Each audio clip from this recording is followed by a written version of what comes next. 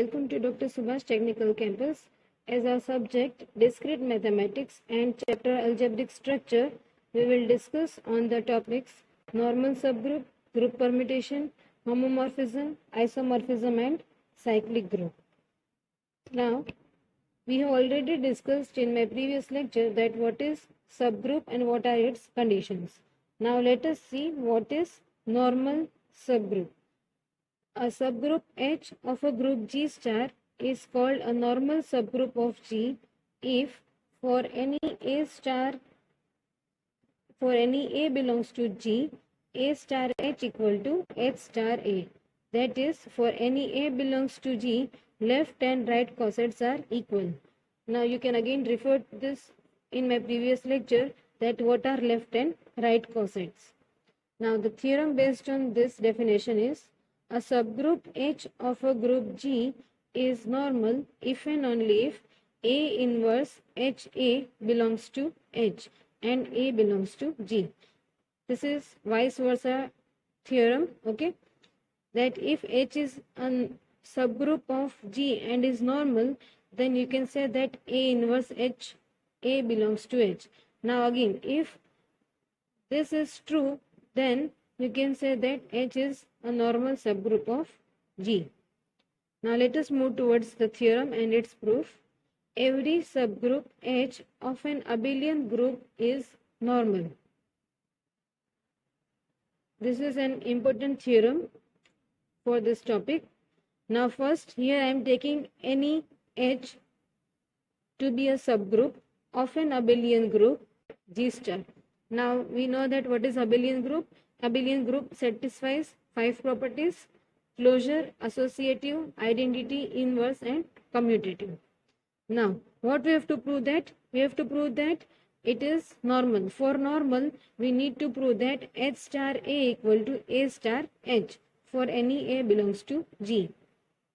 Now I am taking any element B belongs to H star A. So B equal to H star A. Now since G is abelian, I can write B equal to A star H. Now this again can be written as B belongs to A star capital H. It will be capital H. Okay. Therefore, B belongs to H star A and B also belongs to A star H. So we can write H star A equal to A star H. Hence we have proved this. Therefore, we can say that H is a normal subgroup of G. Now next and most important theorem, that is Lagrange theorem. Statement of Lagrange theorem is the order of each subgroup of a finite group G star is the divisor of the order of the group G star. That is, if S is a subgroup of G, then order of S divides order of G.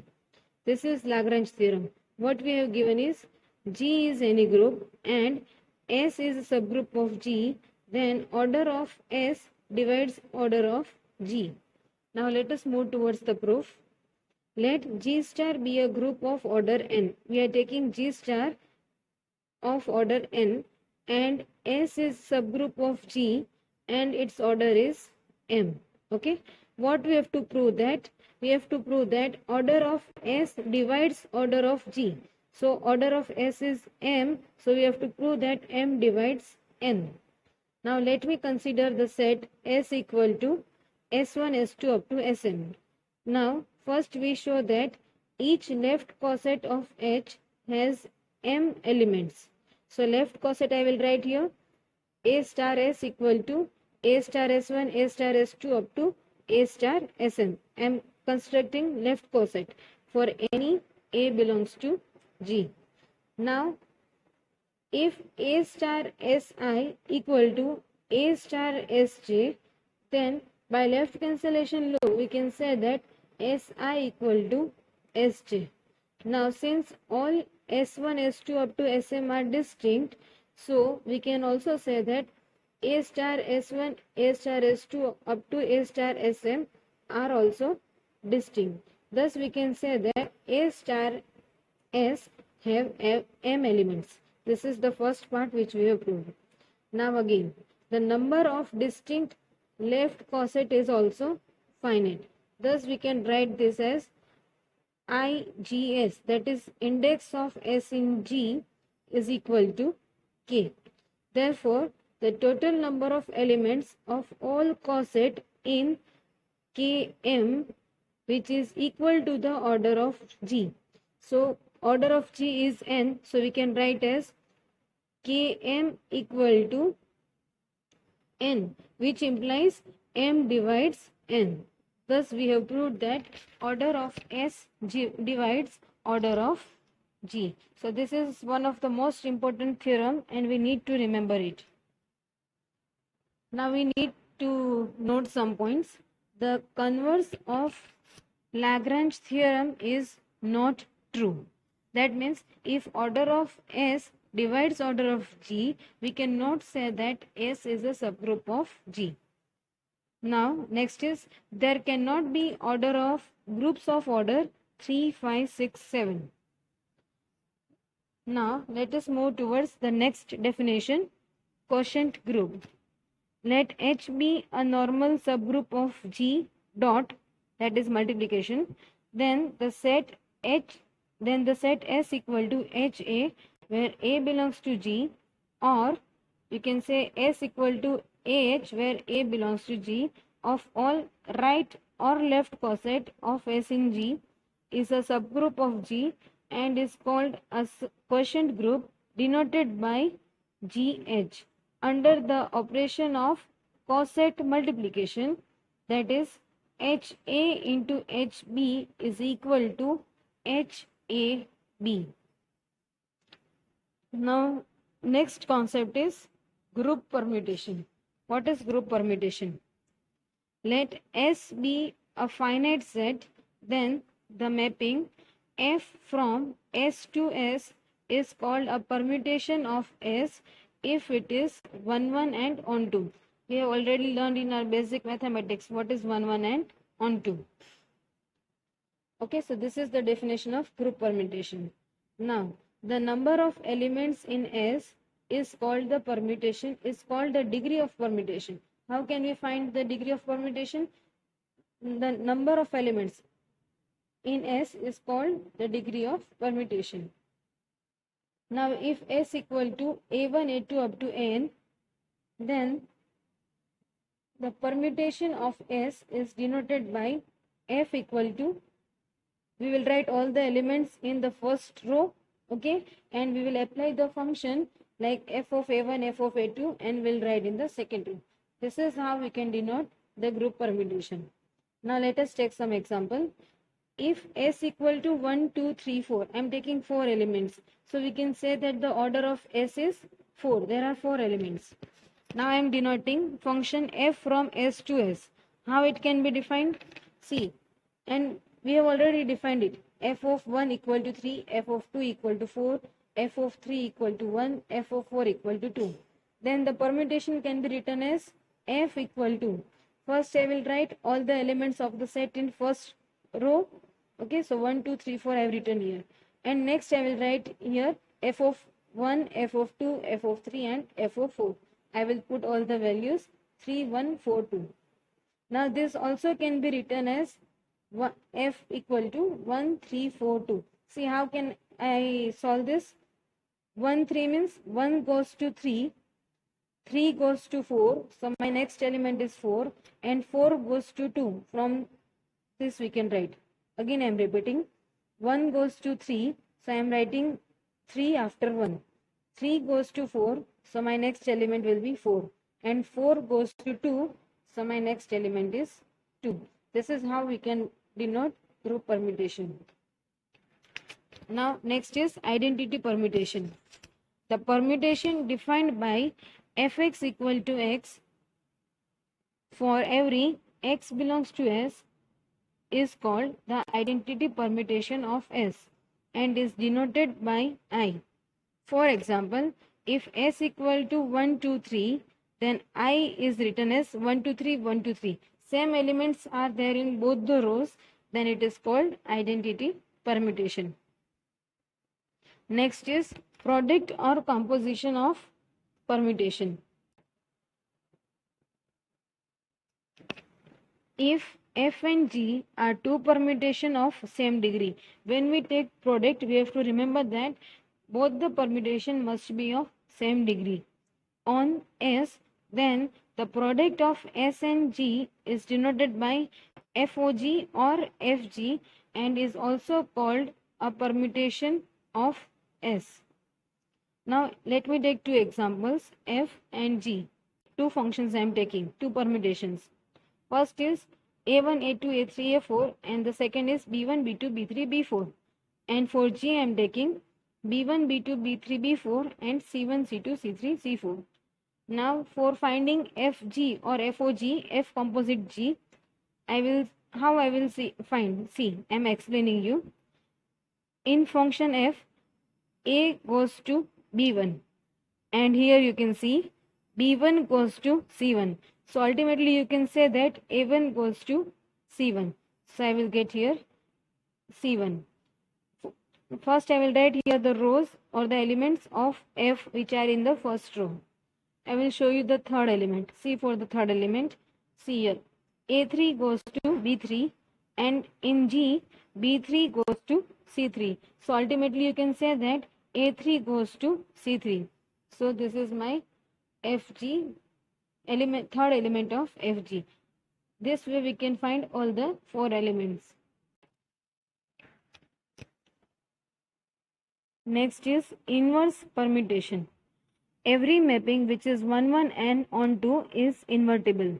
Thus, every permutation of permutation F on G is also invertible. Okay, now let me take an example how to find the inverse.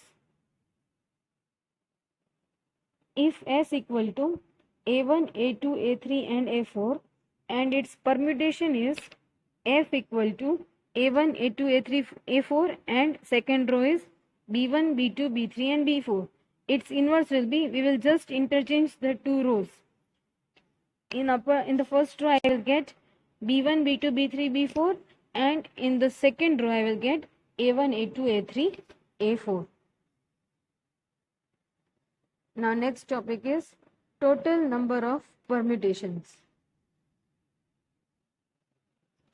If S is the set of n distinct elements, then we know that this n elements can be permuted in n factorial ways. Okay, if there are n elements, then it can be permuted in n factorial ways. Thus, there exist n factorial total permutations of S. The set of all different permutation of S is denoted by Sn. For example, S equal to 1, 2, 3. There are 3 elements. So total number of permutation will be 3 factorial, which is equal to 6. So I can write here, see, these are the 6 permutations, P0 to P5. P0 is 1, 2, 3, 1, 2, 3. P1 is 1, 2, 3, 2, 3, 1. P2 is 1, 2, 3, 3, 2, 1. P3 is 1, 2, 3, 1, 3, 2. I am just interchanging the numbers. P4 is 1, 2, 3, 3, 1, 2 and P5 is 1, 2, 3, 2, 1, 3. These are the 6 ways which we can rewrite the permutations. So as I have said that we can denote it by Sn. So here there are 3 elements. So S3 will be equal to P0, P1, P2, P3 and P4 and P5. Okay. Now we have made the composition table for the permutations. Okay, see here. I have written all the elements here. P0 to P5 and again here P0 to P5. Okay. So this is the composition table. You can find by using, what is composition table now? How can we construct this table? This is the product or composition of permutations. See, P0 into P0, that is identity element. P0 is identity permutation. So product of identity permutation is again an identity permutation. we have to just multiply the permutations. Suppose I take here P3 and P4. Okay, so P3 and P4, if I multiply as we have discussed in the product of permutations, then I will get my answer as P2. Similarly, we can find all the permutations and we can construct the composite table. Now from the table we will make the following notes. First is multiplication of any two permutations on S is again a permutation on S. This is obvious. Okay. See, when we take the multiplication of two permutation, we will again get a permutation. We will not get any integer or any rational number. Second is P0 is the identity element. As we have discussed in our group theory, that if the first two columns are same, then the first element is the identity element. So here you can see that first two columns are same from the composite table. So first element, that is P0, is our identity and element. Since now identity element exists, third point is every permutation has an inverse. We already know that, we have already learned in our group theory how to find the inverse. Wherever the corresponding entry, the identity element exists, the corresponding element will be the inverse of that particular permutation. Also, associative law holds true for the permutation. So you can verify by taking any two or three, any three permutations. Thus, all the four properties are satisfied. We can say that S3 is a group. Now, we will see whether it is abelian group or not. See, from the table you can see P3 into P1 I get P2. Okay, and P3 into P1 I get P5. This both are not equal. Condition for commutative is A star B equal to B star A. So here P3 into P1 and P1 into P3. Sorry, I will write here P1 into P3. Both are not same. Okay. So we can say that S3 is not commutative, and since it is not commutative, we can say that it is not an abelian group. Now next is definition of permutation group. Let S be finite set of n elements, then the set Sn of different n factorial permutation is a group under the operation O of composition. It is called a permutation group SNO. Now next is the k elements of every permutation on S which has n elements can be represented by a row by arranging the F image of each element of S in a row that follows it. The F image of the last element is the first element in the row. This is called the cycle. Now other n minus k elements are arranged in another cycle. The elements which are the F image of itself are represented by a cycle containing a single element. Thus, the representation of the permutation in the form of cycle is called cyclic permutation. Those permutations which can be represented in the form of cycles, we can say it as cyclic permutation. Now we will see the definition of length of the cycle. The number of elements in the cycle is called the length of the cycle. See, I am writing here 1, 2, 3, 4. Okay, so and next here second row is 2, 3, 4, 1. Now as discussed before, we can write this as 1, 2, 3, 4. Okay, now see, if I rearrange this 2, 3, 4, 1, 3, 4, 1, 2, 4, 1, 2, 3. These all are same cycles and all have 4 elements, so its length will be 4. Now let me make you understand how can we how we can say that this all are same cycles. Now see, here you need to see 1, 2, 3, 4. This is my original cycle which I have written from the given permutation.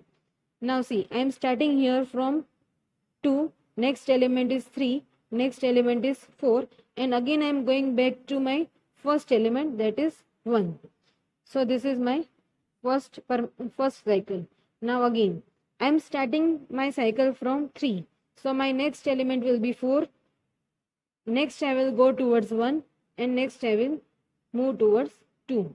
Okay, so this is my second cycle. So this all are same, we have just written in different way. Now homomorphism and isomorphism. We'll see the definitions of homomorphism and isomorphism. First let us see what is homomorphism. Let G1 star and G2 star be the two groups. We are taking two groups, G1 star and G2 star. Then the mapping F from G1 to G2 is called a homomorphic mapping or a group homomorphism from G1 into G2 if for every AB belongs to G1, F of A star B equal to F of A into F of B. We need to remember the condition always. Okay. There are two groups, G1 star and G2 star, and I am defining any function from G1 to G2 is homomorphic if this condition is satisfied. Okay. Now next is isomorphism. Now let G1 star and G2 star be two groups. I am taking two groups, G1 star and G2 star. Again I am taking a function F from G1 to G2.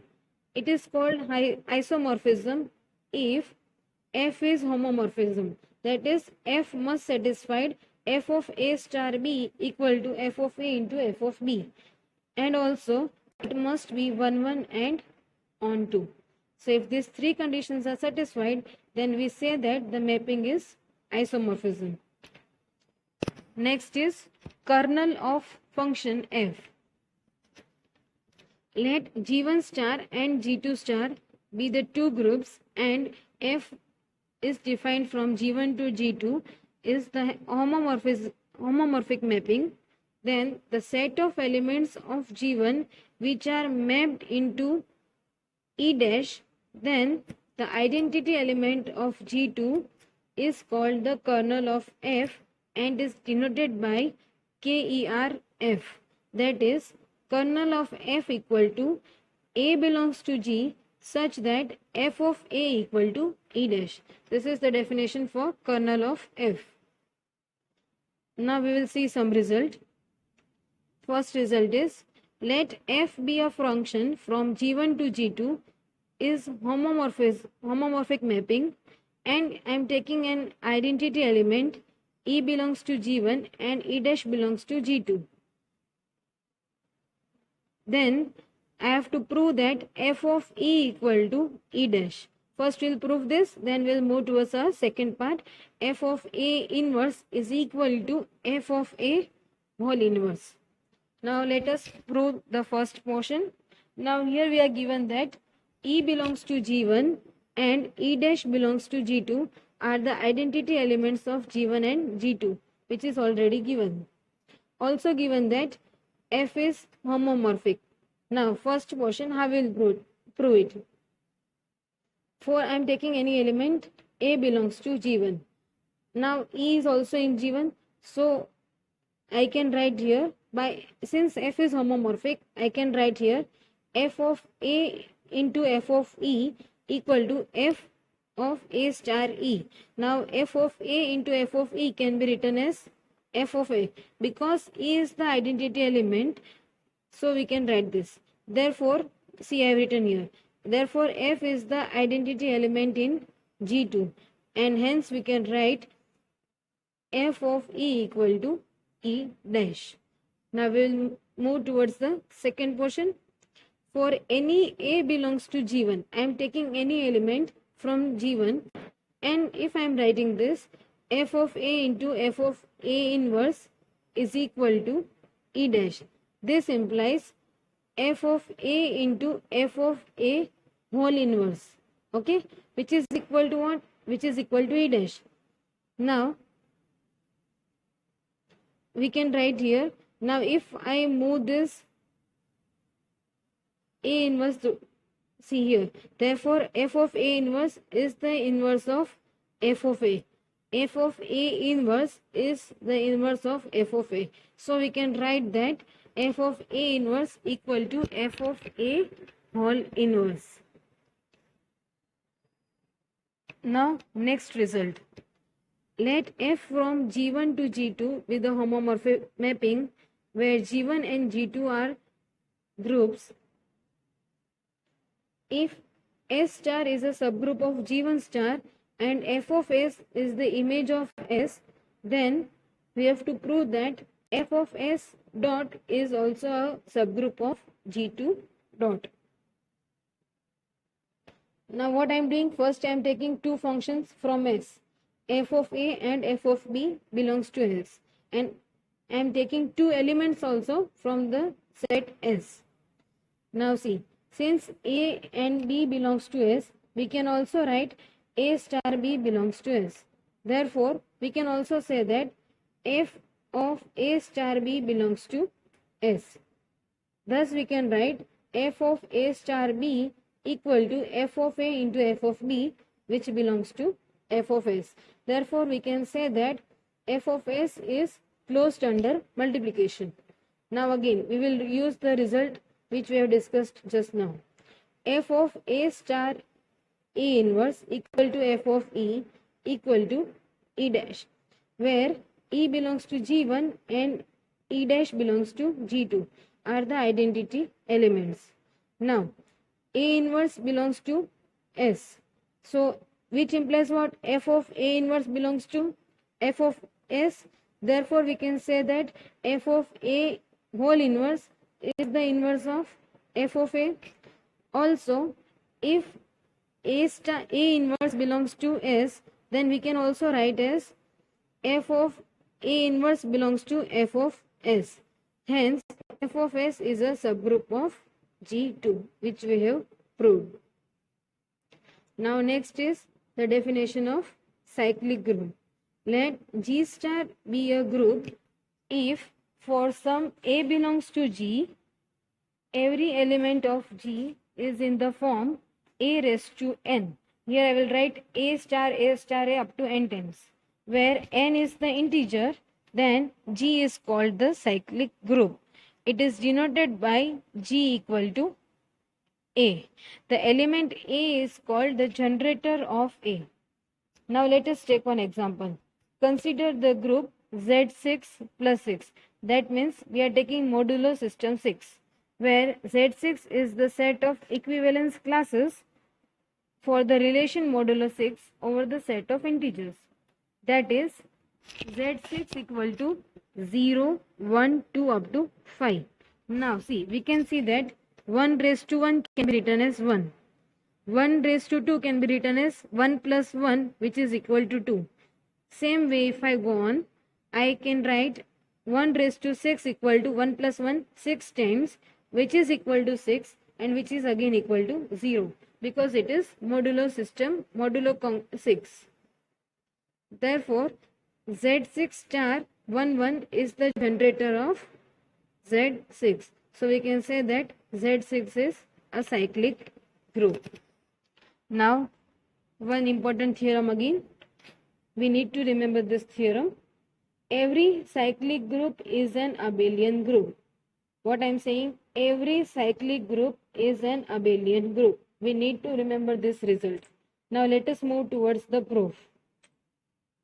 Let G star be a cyclic group and generator I am taking as A. So X can be written as A raised to M1 and Y can be written as A raised to M2. Now if I take X and Y from G, then X equal to A1 and Y equal to A raised to M2 for some M1 and M2, then X star Y can be written as A raised to M1 star A raised to M2. So we can write this as A raised to M1 plus M2. Now this again can be written as A raised to M2 plus M1.